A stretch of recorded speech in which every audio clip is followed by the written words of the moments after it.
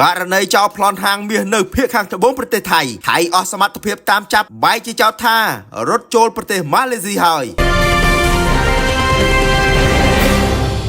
បើតាមរដ្ឋមន្ត្រីការពារជាតិលោកណាតផុនណាផានិតបាននិយាយកាលពីថ្ងៃអង្គារថាករណីចូលប្លន់ហាងមាសនៅក្នុងផ្សារទំនើប Big C នៅក្នុងស្រុកស៊ូងៃកូឡុកយកមាសប្រមាណជា6គីឡូក្រាមកាលពីល្ងាចថ្ងៃទី5តុលាគឺជាស្នាដៃរបស់ក្រុមផ្ដាច់ខ្លួន Barisan Revolusi Nasional ដែលហៅកាត់ថា BON និងបានចោទក្រុមនេះថាបានរត់ឆ្លងដែនចូលទៅក្នុងប្រទេសម៉ាឡេស៊ីយ៉ាងមានសុវត្ថិភាពនេះបើយោងតាមការចេញផ្សាយរបស់សារព័ត៌មាន Bangkok Post នៅថ្ងៃទី7ខែតុលាឆ្នាំ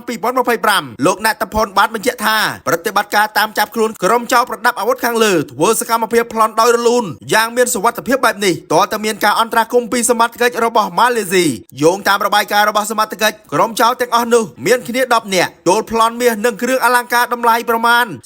35.6 លានបាតស្មើនឹងជាង$1 លានអាមេរិករួមទាំងធ្វើដំណើរតាមរថយន្ត Pick up 2 គ្រឿងលើផ្លូវនៅលើឃុំសាកោស្រុកវែងឆ្លងដែនចូលទៅប្រទេសម៉ាឡេស៊ីក្រុមអាជ្ញាធរនរាធិវត្តបានបញ្ជាក់ថាពួកគេគឺជាក្រុមបះបោរភៀកខាងត្បូងដោយធ្វើសកម្មភាពចែកជា3ក្រុមដូចជាក្រុមលួចរថយន្តក្រុមប្លន់ហាងមាសនិងក្រុមបាច់ដែលគោលតាមផ្លូវដើម្បីរារាំងរបស់សមត្ថកិច្ចរហូតមកដល់ថ្ងៃទី4នៅមិនទាន់មានដំរុយណាមួយត្រូវបានទម្លាយមកខាងក្រៅនោះទេដោយសារតែខាងភៀកគីថៃកំពុងស្នើសុំឲ្យមានកិច្ចសហប្រតិបត្តិការសមត្ថកិច្ចជាមួយប្រទេសម៉ាឡេស៊ីដើម្បីតាមចាប់ខ្លួននិងយកវត្ថុមានតម្លៃទាំងអស់នោះត្រឡប់មកវិញយ៉ាងណាមិញសមត្ថកិច្ចប្រទេសម៉ាឡេស៊ីនៅមិនទាន់បកស្រាយបញ្ហានេះនៅឡើយទេឬគ្រាន់តែជាការចោទប្រកាន់តែម្ខាងចេញពីមាត់រដ្ឋមន្ត្រីការពារជាតិថៃដែលគ្មានមូលដ្ឋានច្បាស់លាស់ដោយតែភាគីថៃកន្លងមកធ្លាប់ចោទមកកម្ពុជាទាំងងងើលយ៉ាងដូចនោះដែរកុំជឿកុំជក់កុំជួញគ្រឿងញៀនបំណងល្អពី Right to You